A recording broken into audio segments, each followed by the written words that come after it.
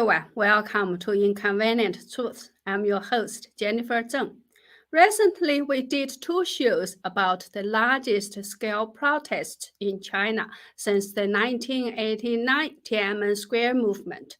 The protests were against the CCP's health insurance benefit cuts. Well, while this struggle is still going on, there appeared another movement that could be even more devastating for the CCP. Some people even said that this could become the last straw that breaks the camel's back. So I will talk about this movement today. First, let's do some updates on the health insurance-related protests. Let's watch a video first.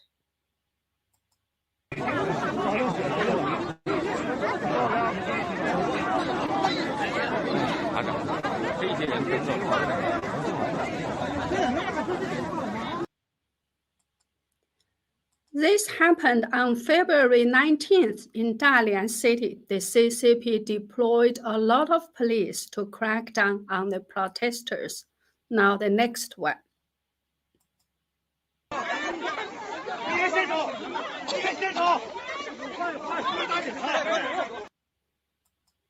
This was also on February 19th in Dalian City. The police sprayed pepper water on people.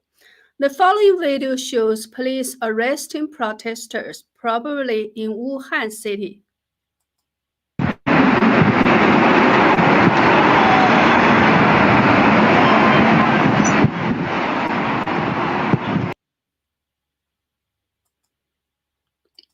The next one shows police arresting people in Wuhan too. I think this video was taken on February 15th when the largest scale protest was happening.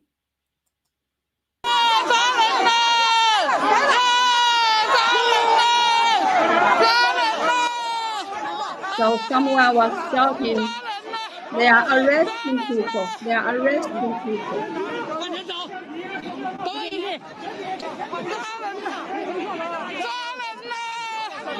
So someone keeps shouting, "Police arresting people, police arresting people."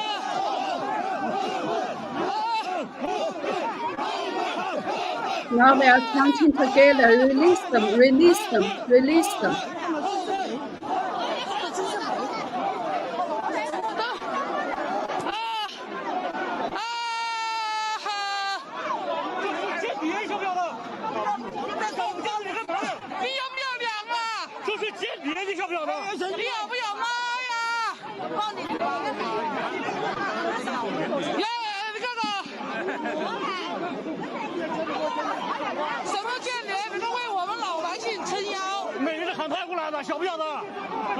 So we sing and say, "You are pleased. You are not supporting with the people."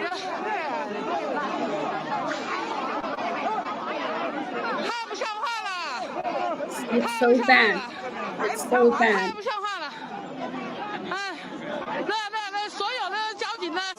She said, even the traffic police are there. They are arresting people. So the following one is also from Wuhan.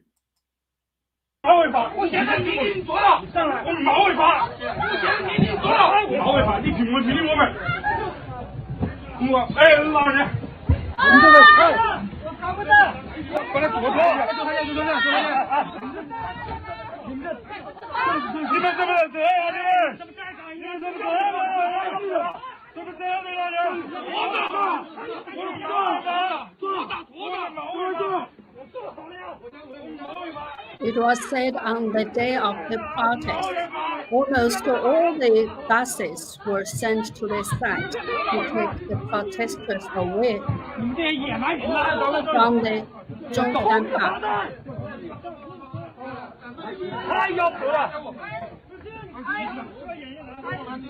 So all these are elderly people, you can see.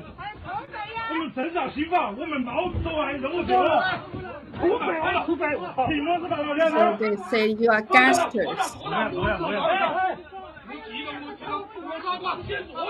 You are bandits.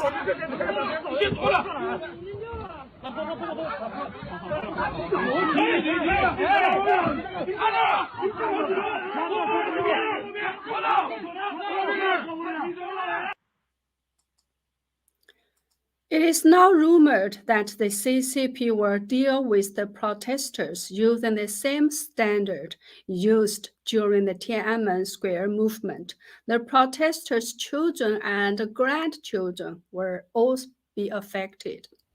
According to Radio Free Asia, a resident in Wuhan said that she knows of at least 5 people who have been arrested in connection with the white hair revolution after the protests happened. And there are probably many others who have not been counted.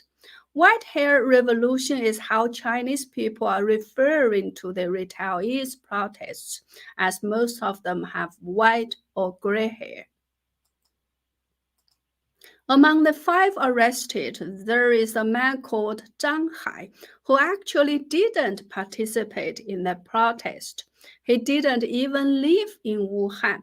He lived in Shenzhen city, which is about 600 miles away from Wuhan. He was arrested on February 19th in Shenzhen only because he posted videos of the Wuhan protests. So those are some updates on the retaliates protests against their health insurance benefit cards. Well, following the white hair revolution, there's another movement that could be more damaging for the CCP. I'm not sure whether we should call it a movement or not. Let's watch a video first. 配补这个医保的，这领号啊，这是正门口， These 在 people 出口 are 那边 withdrawing 排队 their 领号。 social insurance plan. 啊，要不然的 They 话， need 这 to 个 take 正 a 门啊， ticket to get in. 是不允许你进的啊，没有号不让进。 Otherwise, you can't 在 get 这边领号。 inside the building. So you need to get a 这 ticket. 边是拿票进啊，不拿票不让 So 进。 everyone needs a 然后 ticket to 领 get 这个票上都 inside. 有你需要 As they were 办理 explaining 流 to 程都 the 会很详细的 procedure 告诉 of how to withdraw from your health insurance plan. So this video shows that this is in the city in Liaoning province. People are lining up to withdraw from the social insurance plan. The following video also shows the same thing, with one man happily showing the agreement he just signed to withdraw from his social insurance plan.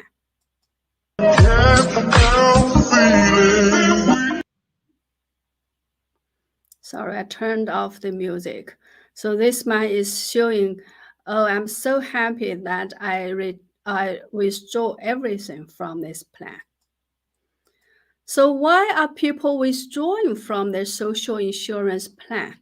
I think there are two reasons. The number one reason is that people have lost trust in the CCP, especially after the CCP cut the retirees' health insurance by as much as 70%. Nobody can guarantee that the CCP won't do the same with their social insurance programs. The current policy is if you pay a premium now, you can get paid back after you retire. It is very much like the pension money in the West. The number two reason is many people say they don't have money to pay into this system anymore, especially those people who don't have a regular job and have to keep looking for temporary ones. In China, these people are not called unemployed. Instead, they are called flexible workers or flexible employment workers. The social insurance actually includes 5 insurances that people in China have to pay. They are medical insurance, pension insurance, unemployment insurance, maternity insurance, and work injury insurance. According to the CCP's previous regulations, Chinese men can receive Social Security after retirement at the age of 60, and women can receive it after retirement at the age of 55. However, on January 29th this year, China International Trust Investment Corporation Securities released a research report saying that because of the negative population growth, the CCP will soon push back the qualifying ages for requirement. Under the new program, the retirement age for both men and women will be pushed back to 65, which means you can only start to receive your pension at the age of 65. Many people were bothered by this news and started doing their own math. One netizen said, if I start to work at 25 and can only retire at 65, this means I will have to work for 40 years and pay my social insurance for 40 years. I will at least pay 400,000 yuan. After I retire, if I get paid 2,000 yuan per month, it will take 17 years for me to get my money back. I will have to live until 82 years old. Now, with so much pressure, who can guarantee that I can live that long? Another netizen also made an estimation. She said she's paying about 8,900 yuan every year now, and the fee keeps rising. So she could end up paying 450,000 yuan. This means she needs to live until 85 to get her money back. But the average life expectancy of Chinese people is only 75 years old. Now everyone is tied up in mortgages, living under pressure, and generally in suboptimal health. Who can guarantee that I can live to 85? Another netizen made a calculation and said if someone starts to work at the age of 25, saves 500 yuan for himself every month, and works for 30 years, if he just keeps making 5-year term deposits and saving the interest as well, after 30 years, he can have more than 381,000 yuan. If he saves this amount again as a 5-year term deposit, he can gain an interest payment of over 1,500 per month. If he waits and saves for another 5 years and retires at 60, he can have more than 3,000 yuan per month without touching his 381,000 yuan in principal. After he dies, he can leave this money to his children. So why should I bother to have the government take care of me? I think everyone should just take care of themselves. Share if you agree. Many people felt this calculation makes a lot of sense, and that's why so many people want to withdraw from the government program and handle this matter themselves. For some people who have already paid for many years, if they stop paying, they will lose what they have already paid. But many people still choose to withdraw, especially those who have paid for only less than 5 years. I think the fundamental issue is people have lost confidence in the CCP, especially after they saw how the retirees were being treated. We talked about China's pension crisis before. As early as 2019, a report by the World Social Security Research Center of the Chinese Academy of Social Sciences already predicted that the basic pension insurance fund for urban employees across China will run out by 2035. Now, with the declining and aging of the population, the crisis could even come earlier.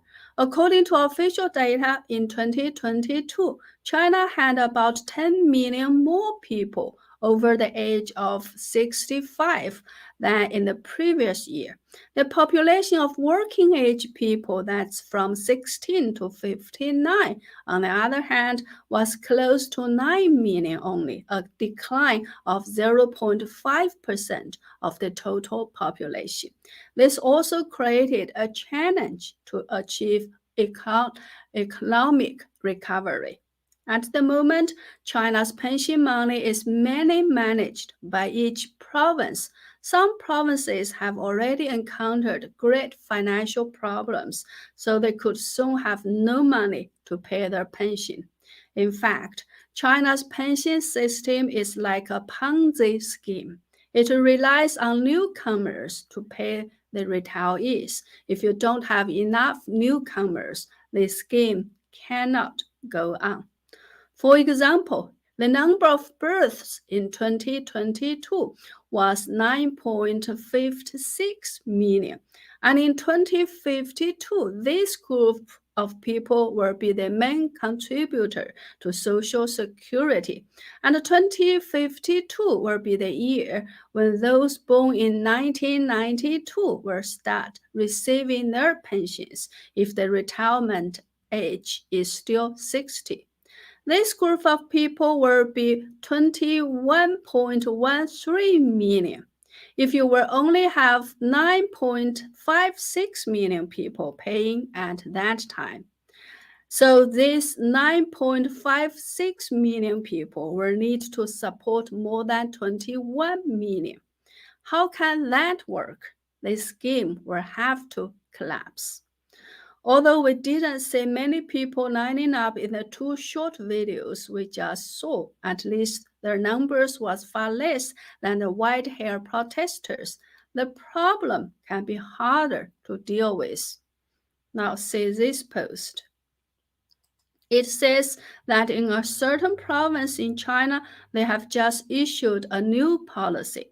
If you haven't paid social insurance for more than 15 years, your children will not be allowed to take the entrance examination for college. This means your children can't receive a college education. They are using this kind of method to force people to pay. From this, you can see how desperate the CCP is. Now, let's check this post. This post says that in Tianjin City, the new CCP party secretary Chen Ming'er is not only cutting bonuses for public servants, but also laying some of them off to reduce costs, as the debt ratio of Tianjin City is already as high as 500%. You know, Tianjin is one of the 4 so-called 直辖市 in China, which means this city is directly under the jurisdiction of the central government and is at the highest level among cities in China. It is only about 70 miles from Beijing. If even such a big city that is so close to Beijing is laying off public servants, how about the situations in other places? People in China like to call themselves chives, which can be reaped repeatedly by the CCP with a sickle. On the surface, it seems that the chives can have no way whatsoever to defeat the sickle. However, some Chinese netizens are now saying let's stop paying social insurance fees to the CCP and let's stop cooperating with it. In this way, every one of us can become the last chive that breaks the camel's back. Well, that's all for today. If you like my content, please help me spread my videos and get more subscribers. Please also consider going to my website at jenniferzengblog.com. That's jenniferzengblog.com. Signing up for a membership or making a donation to support my truth-telling efforts. After you become a member, you can read my scripts to save time if you don't want to watch the videos. I always put all the links to the sources I use in my shows so that you can do your own further research. Thank you. Have a happy weekend and see you next time.